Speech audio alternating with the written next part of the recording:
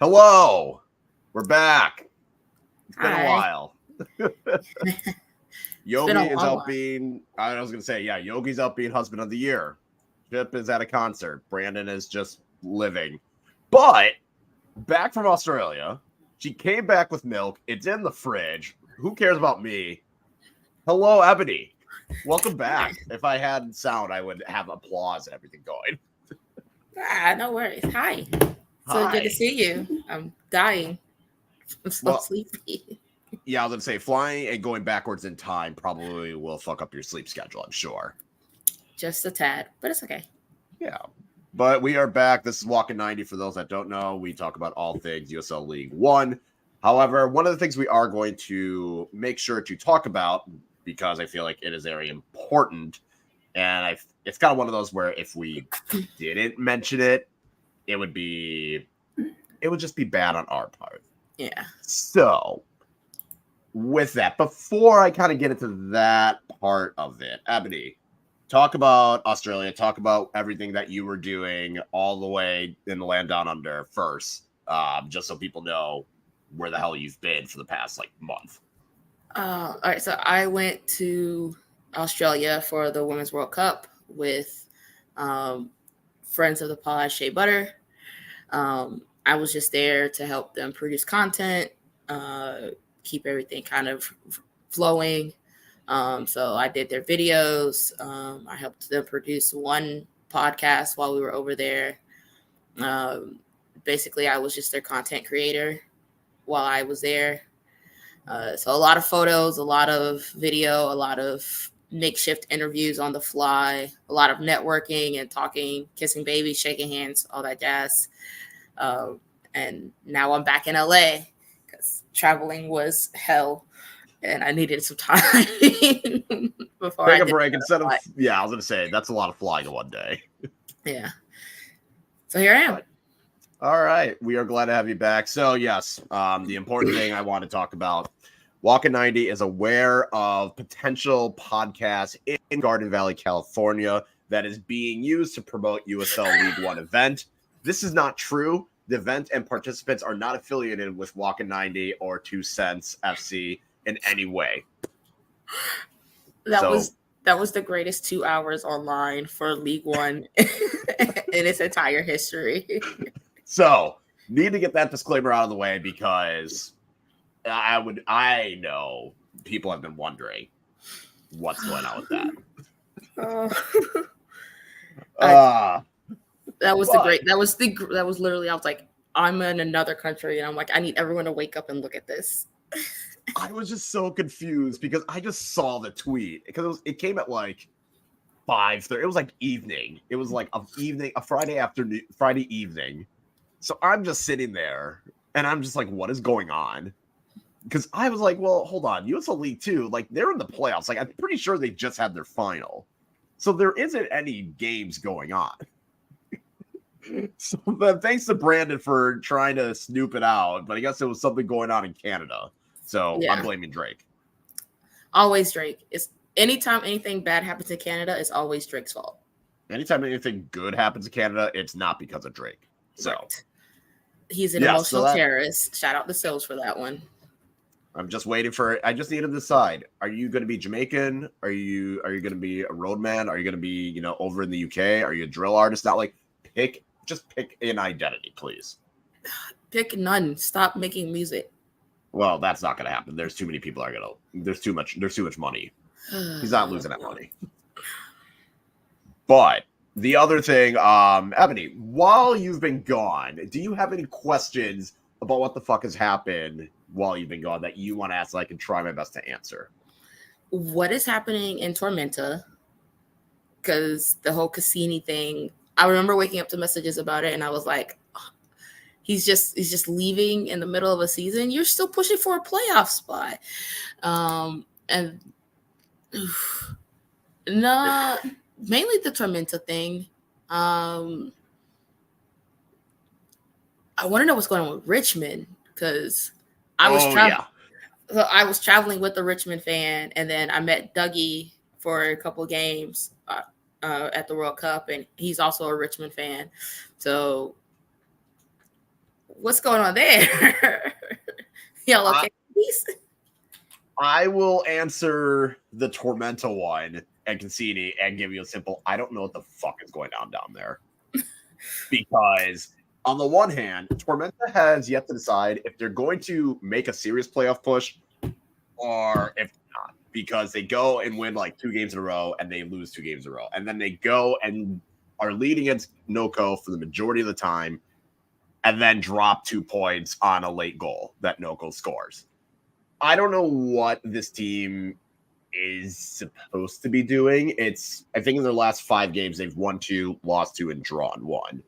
So just kind of explain the roller coaster. And when you are in the playoff spot, you probably should win games. Like, it's the fact, like, so obviously I was trying to follow NCFC while I was over in Australia. ESPN and VPNs can go fuck itself. I was gonna say, good luck with trying to navigate that. YouTube. YouTube was what you were supposed to use. Didn't know. I was trying to use ESPN and it did not work. But like the Tormenta in the 3-2 loss, you give up 2 PKs and then you give up a third randomly. Like you're doing a lot here, Tormenta, and I don't know whether to take you seriously, but you're in 7th and you're 2 games back from a playoff spot. Like, those numbers, I mean, granted, you've played more games, but you're still right there, and you can beat Forward Madison. So you're not far from them. What are you doing?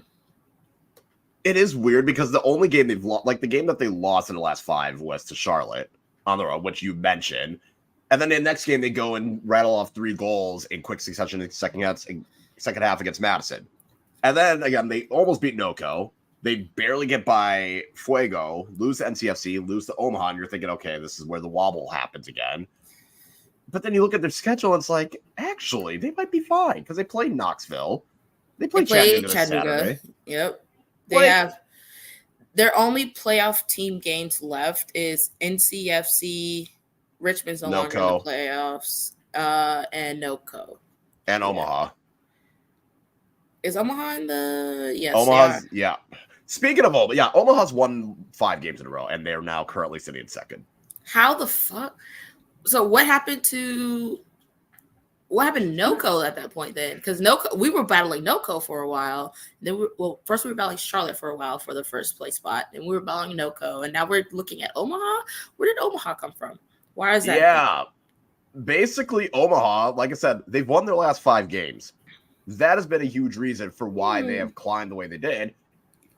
Also, Noko and Richmond are the 2 teams right now that I could not tell you what has legitimately to them.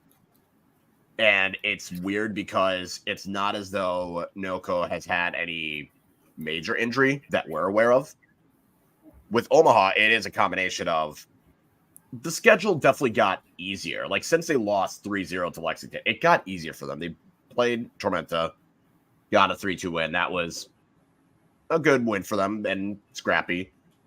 They beat Lexington, they beat Knoxville, and those 3 games are all at home.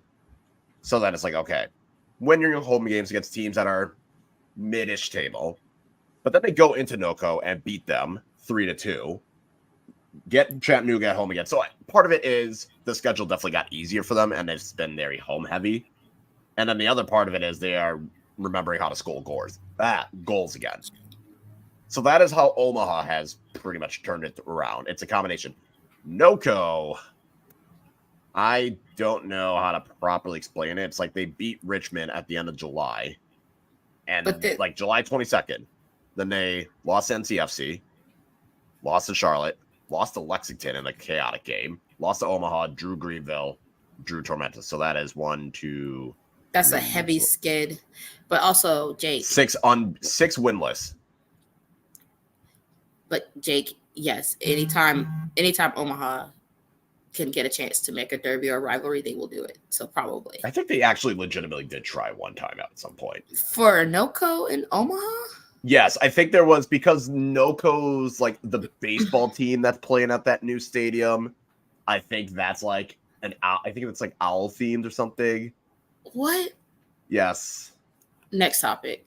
All right. So Richmond, if Noko's sliding, Richmond has fully nosedive like that Russian play that happened earlier. Like it's that level.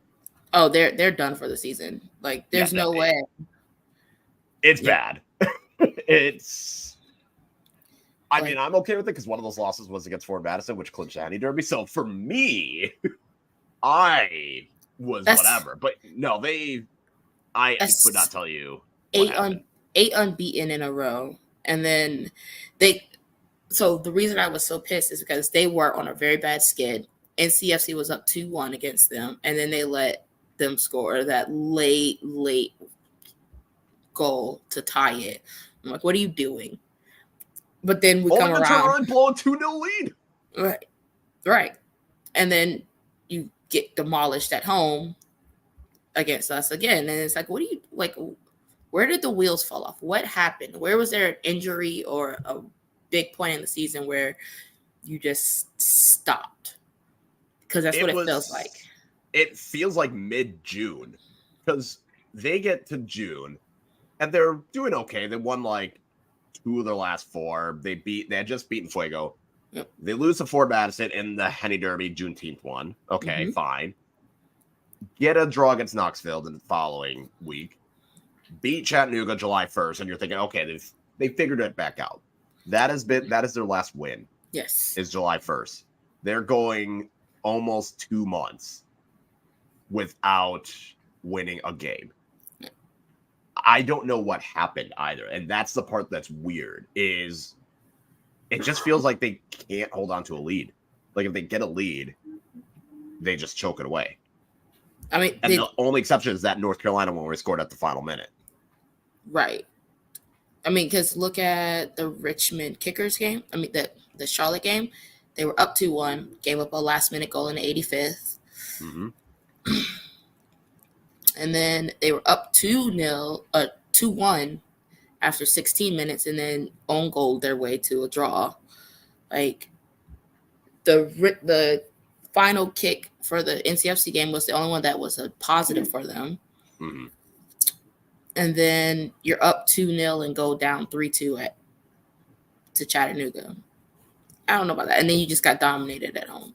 And you scored a last-minute goal because apparently we can't defend in the last 5 minutes. I don't know. It's definitely looking bleak for Richmond. Like, playoffs is probably not a possibility, but if they can't win, basically next week, like this next week is do or die for them. If they can't beat Lexington and Fuego, season's over. Yeah. Lexington's already streaky. Like, they've had some really good wins, but they've also had some really tough losses over the last couple of games. But that thriller where they came back and won 4-3, and then the 3-2 Fuego game, no. They keep losing to Knoxville, which is no fun. I mean, that's your new rival. But that team, Lexington has always been like a up and down squad that we've been trying to figure out. So Lexington is exactly what we thought. Like, they're definitely a team that they're good enough that they can catch you and beat you, and it wouldn't completely be a surprise.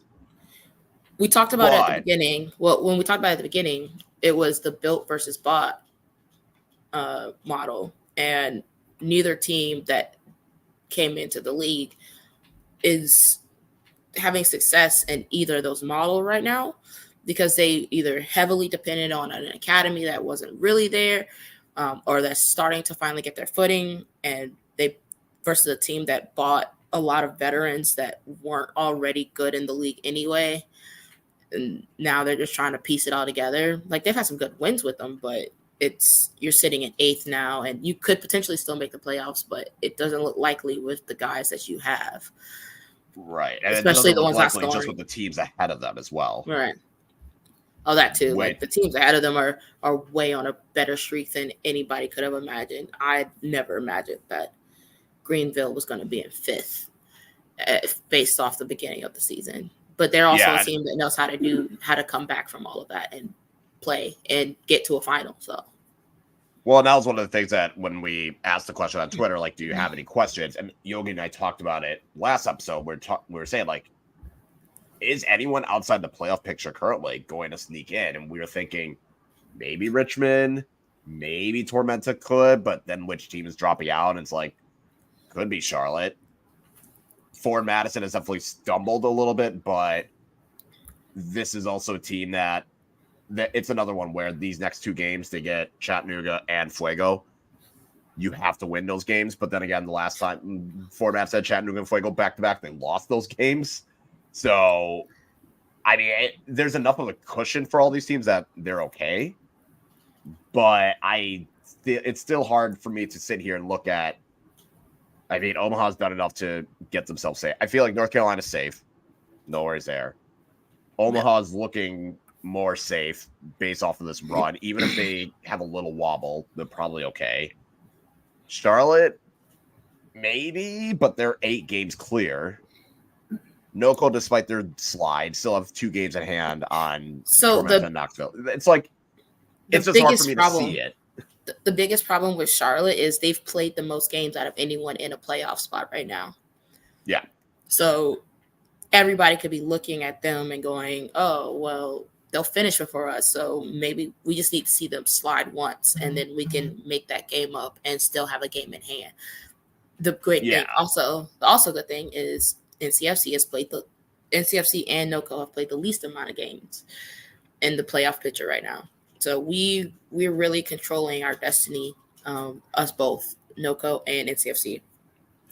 And I was going to say, with like Charlotte, I mean, even if Greenville, NoCo, and Fort Madison all win the games out of hand on Charlotte would be 5th, unless Fort Madison and Greenville significantly just had a huge goal-scoring win, just based on the goal difference. So it's just, it's really hard for me to kind of look, and it's like, Charlotte played the same amount of games Tormenta and Knoxville, and that's an 8-point, like, trying to make up an 8-point gap is hard. Like, if you're Knoxville or Tormenta, you're probably looking at Greenville and Fort Madison as the 2 teams you want to try and catch.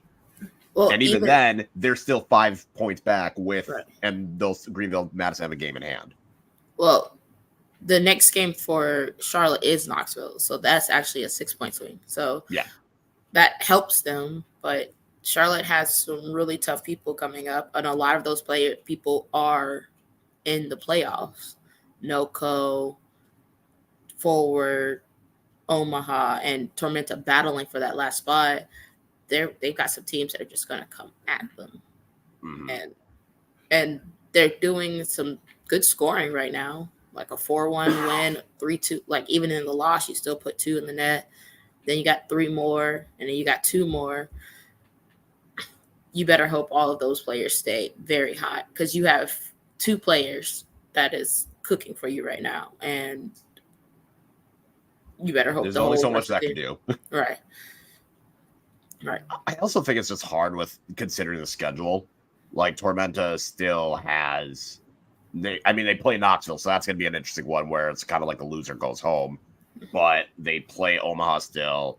They play Charlotte a few times. They play North Carolina one more time. So it is going to be interesting how Tormenta's schedule, can they handle that burden? And Knoxville, it's not as tough for them, but they're still playing Greenville. They're still playing Madison. They're still playing, like, it's going to get tougher for both of these teams, which is why I think unless Madison, Greenville, or Charlotte have a significant slump, I just think it's kind of hard to see someone catch them and make the playoffs.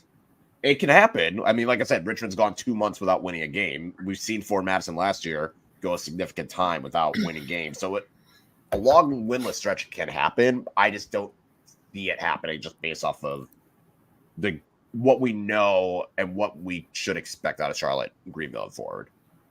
So we're talking playoffs because we are truly towards the end of the season, and we don't know. Yeah, 10 to 12 games. Actually, 9 to 12. Yeah, barely. Well, yeah, about that. How many games do you think it takes for clubs to start looking at clinching scenarios? North Carolina probably in the next 2 or 3, honestly. Yeah, I think with them having the games at hand, I think North Carolina probably could do it in 2 or 3 games.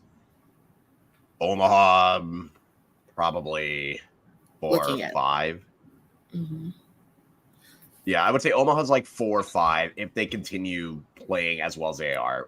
North Carolina could easily be in 2 or 3, at least getting a playoff spot. And then NoCo, Charlotte, Greenville, Madison, probably in like 6 to 8. So that means it's coming down to the final few weeks of the season. Yeah.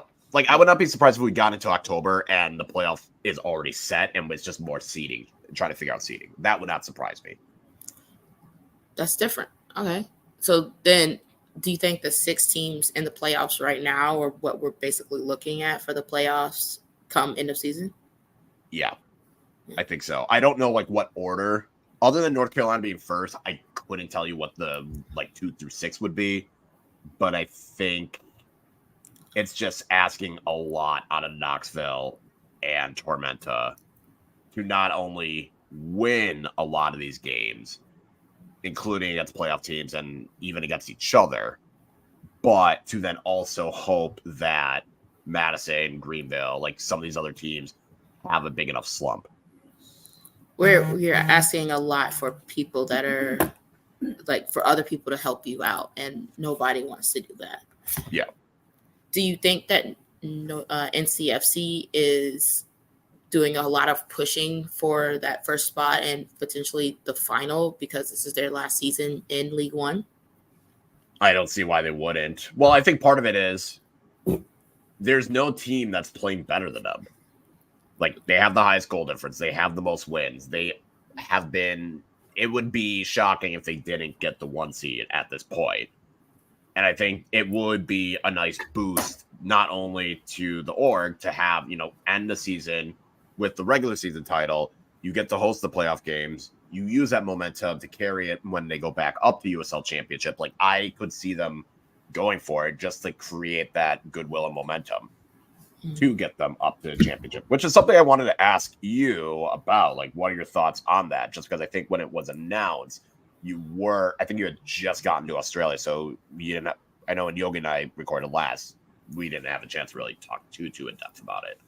Yeah. I mean, it's just a higher league, but I don't know if it would be it's going to be obviously a better talent pool just because it's more money and things like that. But the squad they have built in League One is going to compete just fine in championship. And a lot of players are getting their opportunity here in League One to like prove themselves that they want to stay on that squad for championship.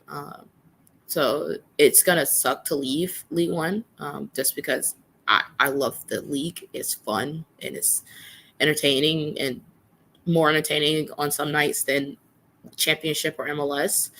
But it only helps these players get more viewership to go on to like maybe another MLS team or anything like that. Or abroad, yeah.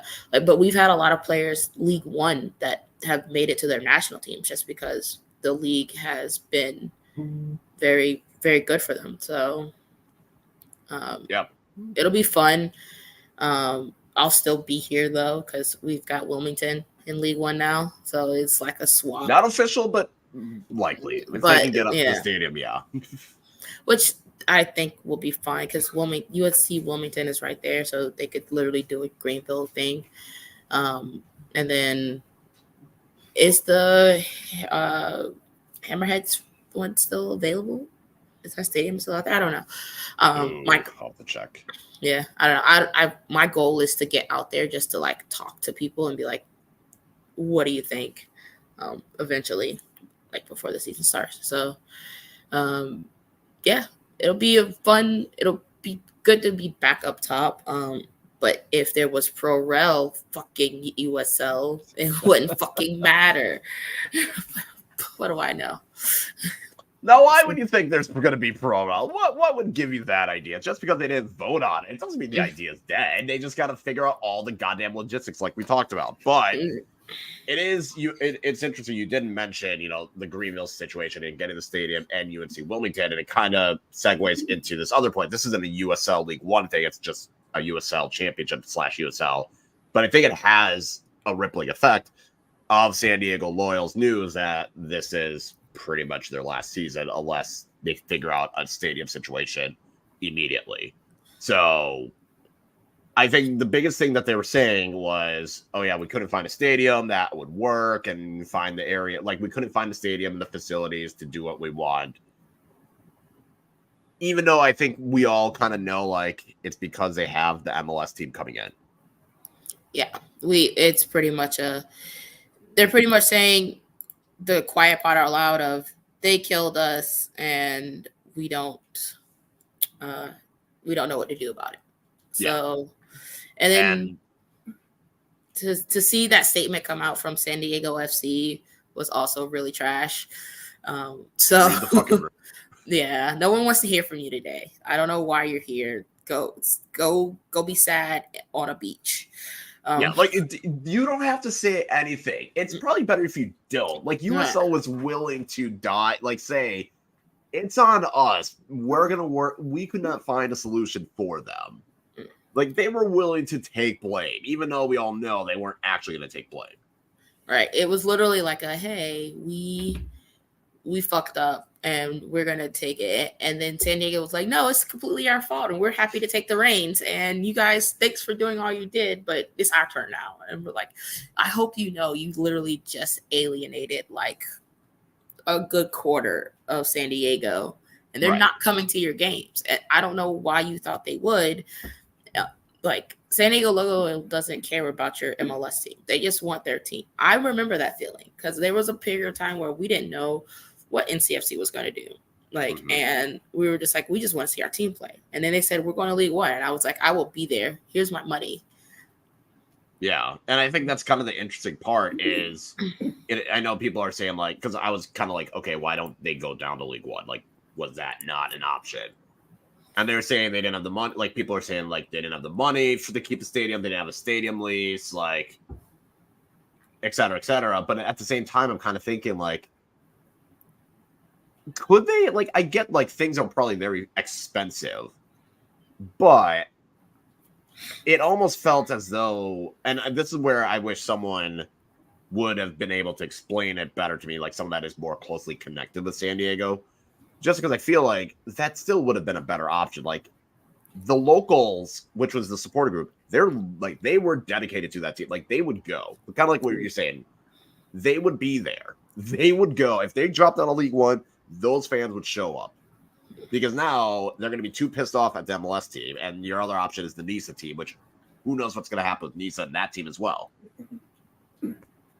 So, and I think that's also the part that's interesting is, yeah, the USL's using the Loyals supporter groups and promo videos and all that. And yet they couldn't, it just feels as though it was an MLS thing, but at the same time, I don't know how that is going. Like, if it's all going to come down to stadium, how does that affect a team like Greenville or Omaha? I mean, I don't think any of them would necessarily fold because of that, but like, we're getting that same sense with all these teams. Like, you need to have a stadium. Like, you need to have your supporter section stadium in place if you're coming into the league, it kind of feels like. Or you need to have, like, ownership of it at the very least.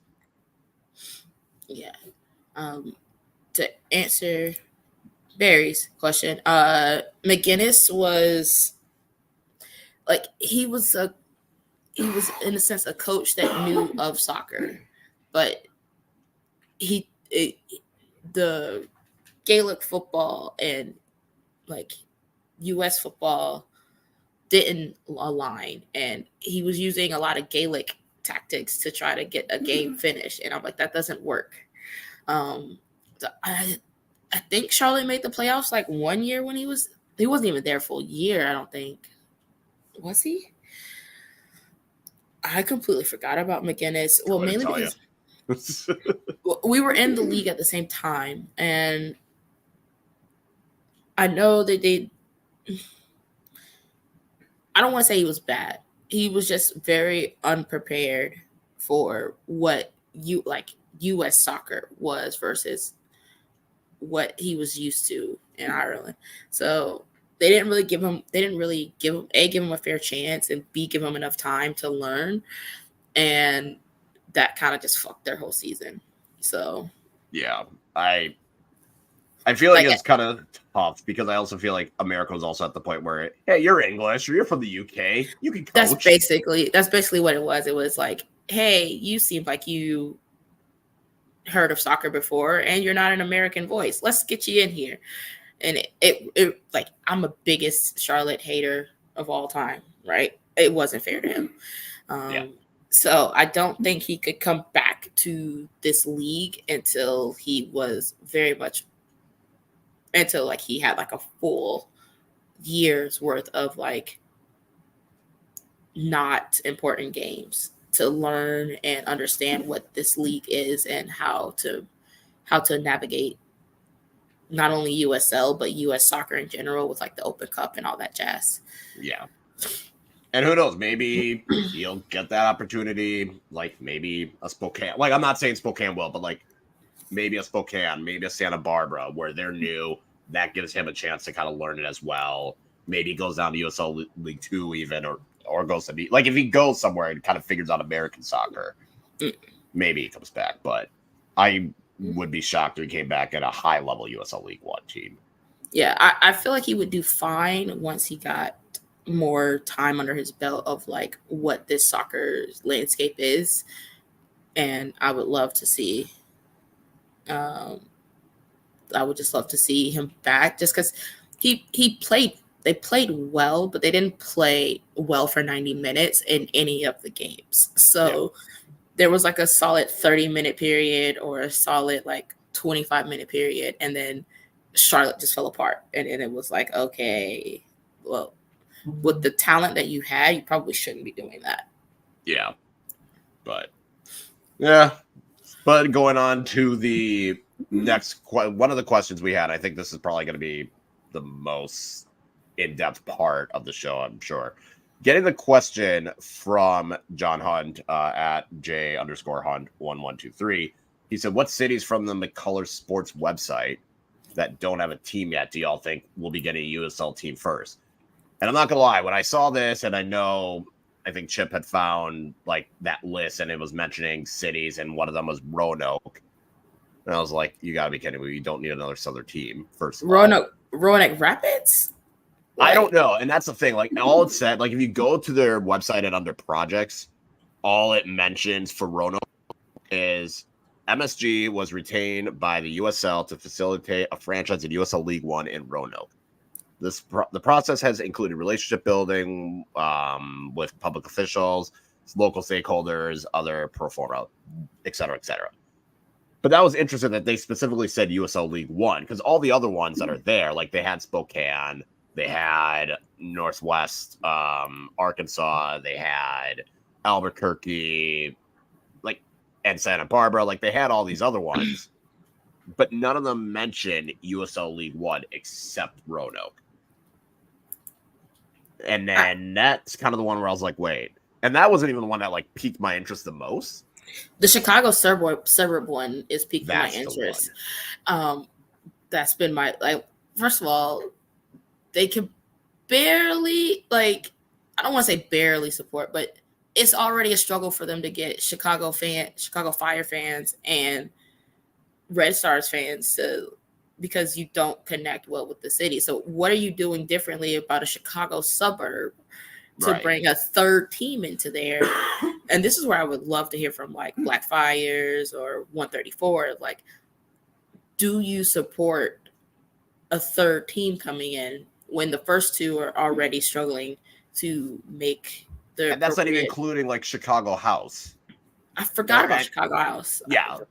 Like, that's not even including them, and I think there's another, like, UPS. I don't know how that's going to work. Clearwater, there we go. Edgewater. Edgewater Castle. The No. suburb is Wooddale.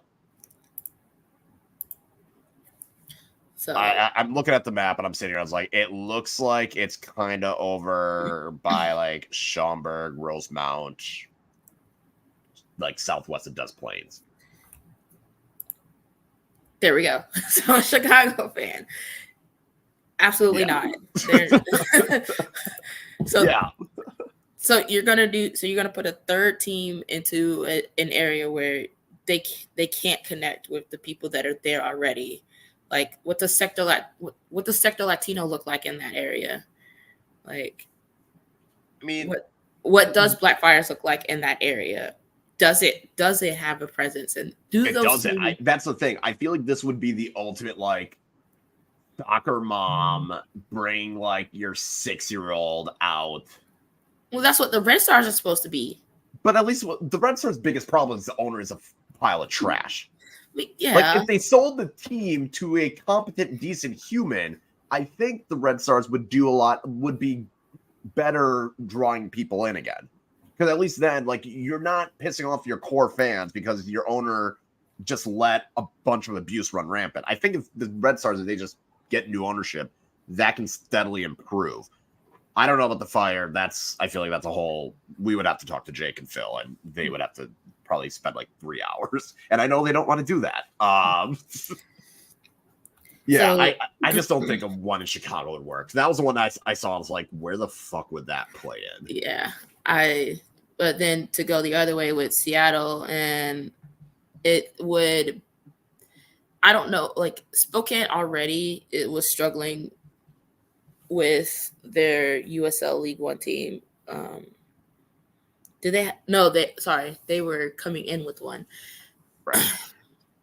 And then you still have Lane United. I was thinking Tacoma. Yeah, I was thinking of Tacoma. So my bad. Yeah. I don't know if Spokane also works. Like Seattle fans are going to go up for their teams no matter what. Like you mentioned, Ballard has built this really cool following, and they are really tapping into the area that they're in and showing it a lot of love. But it's just a matter of like what do you call it, accessibility. Because I was there, so I had to go to Seattle to get my passport, rushed for a day. Look, and I got look. Okay, it was a lot happening, and I got to. Obviously, I have friends in Seattle. I'm a huge Seattle Sounders fan. And we talked about just like accessibility to Ballard because the train line doesn't go there. So you would have to get off the train and get on a bus to go out that way or drive out that way. I think a lot of people love Ballard, and they like, if they wanted to, they would get there. But some of these, like the Chicago suburbs, like how are you getting there? You're driving your car. Right. So then what does that look like for tailgating and supporter group activities and things like that? But that's also a thing that I was looking at when I was looking at these names. Like, who the fuck is going to Roanoke Rapids here in North Carolina? Well, not here, but in North Carolina? I'm not doing that. Like, I think the other ones, it's like you look at the other ones, it's like there's already a team there. Yeah, they have they mentioned Albuquerque. Yeah, there's already a team. They're already working on it. Northwest Arkansas, they're getting a team. They're working on it. Memphis, already a team. Like all these other spots, like Knoxville is one. Like there already is a team there or something in the works. So it's kind of like you don't have to worry about that. Even Jacksonville, that's where I was kind of sitting here like, but Roanoke, I don't understand that. And with Wooddale, it'd just be that's just a hope that you just get everyone from the suburbs to drive there, which, yeah, you might get some people, but you're not going to get enough. I mean, New Hampshire was on there, and we all know how I feel about New Hampshire and Portland. Basically, that's just not happening. Still think it's a Ponzi. I still think it's a Ponzi scheme. Like, still not convinced. But yeah, I think like Lane United, they have the plan of going to the USL League One. I don't know when that's going to happen, but there's like the story that was written recently about Lane United journey to USL League One that was floating around the Reddit, but I don't think it really answered any questions on like if they're coming. I mean, I see the need for more to come. Sorry, yeah, I should have put that up. Oh no, that just came in. So yeah, I saw it in my head and I was reading it. League One needs to expand west so badly. Yeah, I mean, I agree. Like, there's not only do they have to expand west, but they need to just look at not the southeast. And that's not me being a general hater. That's just a fact. Like, there's no team in the northeast. There's no team. Fuego's the only team out west. Yes, you'll get Santa Barbara and Spokane, which helps. You got Madison and Omaha in the Midwest, but that's not enough. Like, you need more Midwest. You need more West. You need Northeast. I want you to take the Southeast region off the map because I'm done. I'm so done. I'm not doing this anymore.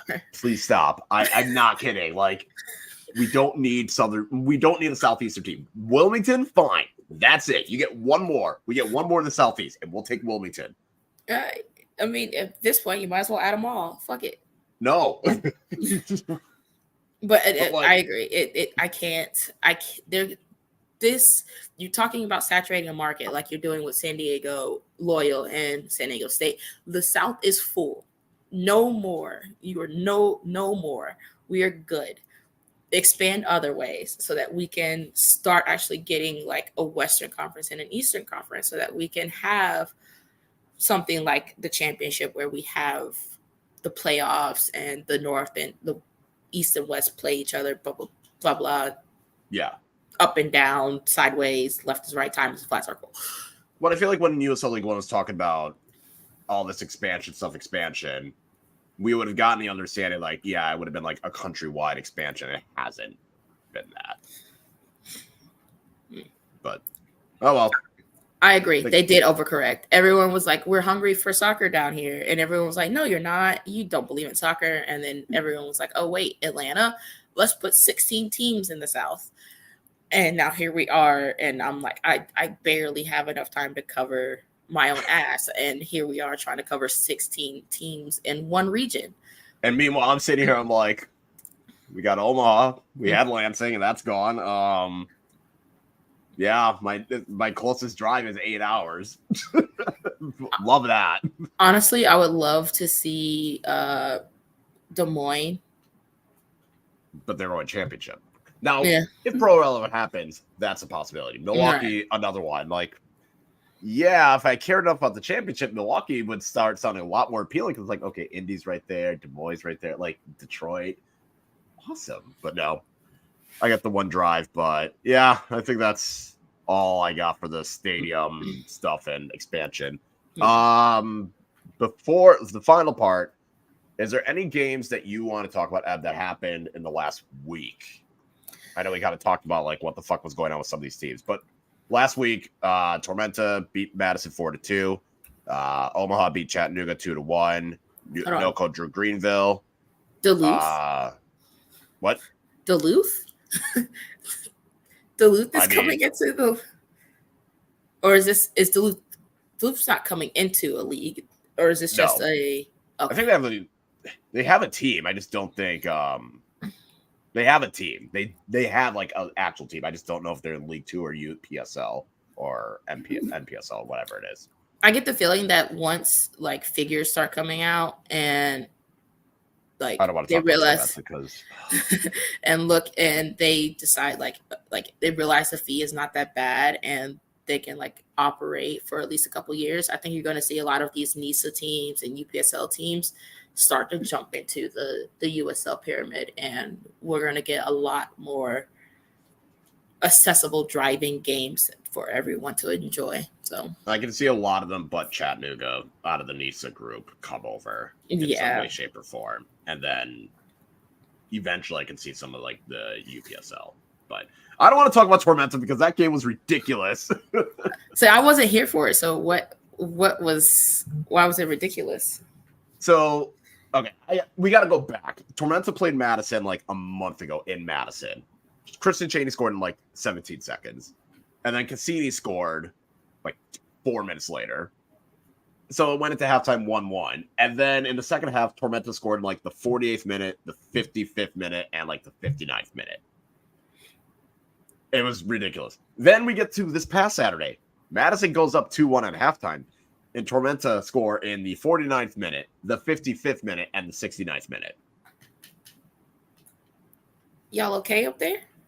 No, I don't know. It was just a bad game. I don't know if it was like the humidity I don't know. It was just bad. It was just one of those where everything looked good in the first half, and then something happened in the second half, and the wheels fell apart. Yeah, I really don't know what's going on with Cassini. Like, I couldn't tell you. Yeah, that's a little wild to just up and leave in the middle of a season, especially like I said in the beginning. You're in the middle of a playoff hunt, bro. Like, yeah. My only guess is just maybe he's got a chance to play back in Brazil and be home. Like, maybe that's what it is. I don't know, but it was odd just because, yeah, there's still like 10 games, like 9-10 games. Yeah. And you're just out. But so yeah, that was one of the games. Tormenta just, I don't know what it is with Madison Tormenta, but Tormenta just seems to have Madison's number lately. North Carolina beating Richmond 3-1. That was good. Knoxville, claimed the Barrel Derby, whatever. Yes, they won their first trophy, their only trophy this season. They got something. So they got something. Yeah, it's fun when you beat a rival. Like, so it's always a good time. Yeah, I'm happy for them. That's good though. Yeah, so that's what happened in the past week. Last night, Greenville beat Chattanooga 2-1, and NoCo and Tormenta drew 2-2. Tormenta was leading, and then NoCo got a very late goal to equalize. I was partially happy with that because I was like, you know what? Tormenta dropping points is better for Madison at this stage, so need that to happen. So that's what happened yesterday. Upcoming this weekend, we got the belt battle, the El Pettico, Greenville versus Omaha. We got Lexington versus Richmond, North Carolina against NoCo, Chattanooga against Tormenta, Knoxville against Charlotte, and Fuego against Madison. Ebony, what is going to be your vibes match of this weekend? Vibes is going to be Knoxville versus Charlotte. Ooh. I was going to say North Carolina NoCo because I think that has a high vibe potential, but they're battling too much for it to be any type of, like, it's going to be a dog walk. That game's going to be a lot of fouls, a lot of just unnecessary stuff. But it's also going to be boring. So that's fair. Yeah. Yeah. But it's $2 beer night. So hopefully I'm back in time for me to catch that deal. I was going to say, what time is your flight leave? Good question. I land at 5. I remember that part. Look, all I'm saying is you were hoping to make it back for the North Carolina match after the Henny Derby, and that didn't happen. Yeah, that wasn't my fault. But no, I'm still sticking with North Carolina. That is partially why Richmond has been so brutal as well this year. I think Fitzgerald is not being as good. I don't think Fitzgerald plays next year, but that's a different conversation. Yeah. We'll need Yogi back for that. Yeah, my vibes game is still sticking in North Carolina NoCo. I think that has the potential to be just like a chill. I'll put it on and go about my day. Well, if I wasn't gonna go see Hadestown in New York, I would go. I would put this on TV. Chaos. There's a lot of strong options for chaos. Mine is gonna be Lexington versus Richmond. I had that as one of mine. I pretty much thought, okay, all the other matches like Greenville, Omaha. It's gonna be boring. It's gonna be like 1-1, and we're gonna have to hear about it on Twitter. I think that's the thing. That one is a social media chaos because both sides are going to be unhappy if it's a draw or their team. Like, I feel like no one's going to be happy unless there's a winner. Then whoever wins will be happy. But if it's a draw, no one's going to be happy. Yeah, Lexington Richmond is very chaotic. Fuego Madison could be chaotic just because Christian Chaney is coming back to Fresno. and there's a section of a supposed Fresno supporter group that are just like all going all out for Madison. Okay. Yes. Yeah, so there is a potential that there is a Fuego supporter group that is going to be on Madison's side cheering for them. Okay. That could get chaotic. I'm going Chattanooga Tormenta. That seems like one of these teams is going to do something stupid. And how many penalties is Tormenta Gonna give up? Gonna give up again. Tormenta has been just running away with penalties galore this season. I feel like Knoxville got a lot of the penalties at the beginning, and now I feel like every game Tormenta is in, they get a penalty. They're either giving or getting. Getting or giving. That either. I'm gonna double check because I feel like there is a stat. Tormenta have been awarded 8 penalties. Yeah. Tied with Knoxville for the most. But how many have they given up? They gave up 2 to us in one game. They've conceded 6, which is tied for second with Omaha and Madison. NoCo and Chattanooga lead with 7. 2 Reds? I don't know about 2 Reds. I think I feel like there will be all red. I don't know which team. Give me a red on each side so that the game can keep going. Because if you get to 3, then they have to forfeit the match. I can see a keeper. red. Ooh, see, that's peak chaos. I knew we were here for a reason. Yeah. No, that there's a lot of chaotic possibilities going on, but that's gonna be my pick. I'm gonna set the line at for amount of goals because I remember we were doing this beforehand. I'm gonna set it. There. It's fine. I'm gonna set it at 15.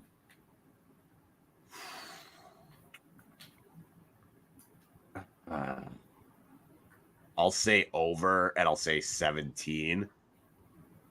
Because I can see Knoxville and Charlotte either being very high scoring or like a 2-0. That's the game carrying my number, but it's also going to be like the only game where there was something exciting happening, and I'm going to take the under. I'm going to take the under fair. At 13. Because Greenville Omaha's it's going to be shit. We've seen a 3-3 Greenville Omaha, but I think that's going to be more low scoring. I see Fuego Madison being like a 1-0, 1-1, 2-1, something like that. It really is going to come down to Knoxville, Charlotte, and can they provide the goals? Because Knoxville, Charlotte. I'd be shocked if there wasn't at least 3 goals in North Carolina and NoCo. So the Lexington Richmond game gonna be high scoring. It's gonna be high scoring. Neither team can defend. Exactly, and as we just saw, Fitzgerald is letting in fucking gifts of goals. So I'm still going. It's just really going to be 3. It's just going to be those 2 or 3 games that bring the high scoring, and then everything else is going to be like 1-0 or 0-0 or 1-1. Yeah, like I said, it's really that. I know I'm expecting Omaha and Greenville to be low scoring. I'm expecting Madison Fuego to be low scoring. I don't. If Knoxville Charlotte doesn't provide at least 2 goals, then I will be under. But I'll say over, barely. I'll say 17. It depends on which Olex is showing up because he's good for a goal, but is he good for like a hat trick right now? He's playing but you still got McLaughlin, you still got Rafa, you still got Louis Perez, you still got Mike. Like, you have enough other dudes that can score goals on that damn team. Yeah, maybe Anderson doesn't score, but they got like 6 other dudes that might. I like that. I like that 3 of the top goal scorers are coming from NCFC. I said I looked at John Bradford and I was like, I need at least 4 forwards in the Golden Boot race because there's no reason for it not to be. And then Mikey hit that ripper like the goal of the week. Yeah. So I'm here. All right. I think that's everything we got. Thanks everyone for watching and commenting. We will get the audio out tomorrow. I will have a special photo for said audio for the episode title. It has nothing to do with the Dog Days of Summer. No. But I got to put it on there. So you'll see that tomorrow. Otherwise, enjoy the matches. I'm sure we'll record probably after Labor Day when we're back and available. I don't know. Maybe they will have No, maybe then we'll have some playoff teams secured, and we'll be looking at where we hosting. Oh, look at the Greenville fans. Definitely drawing with Omaha. That's I don't know, man. Like, I don't know. Keep your expectations low, and then you don't get disappointed. So I love that. I love that mentality. Again, this is where the chaos comes in. They will not be happy. No one's gonna be happy. There's just no happiness anymore in this derby. But it's the same recycled asterisk jokes and COVID jokes, and that's it. I need new material. Hopefully this game gives us some. I don't know. It won't. We know that. But either way, we will see you later. Make sure if you see a biracial person that wants to deny their blackness, give them a Barbara Walters elbow, and we will talk to you later. Keep the people's champ.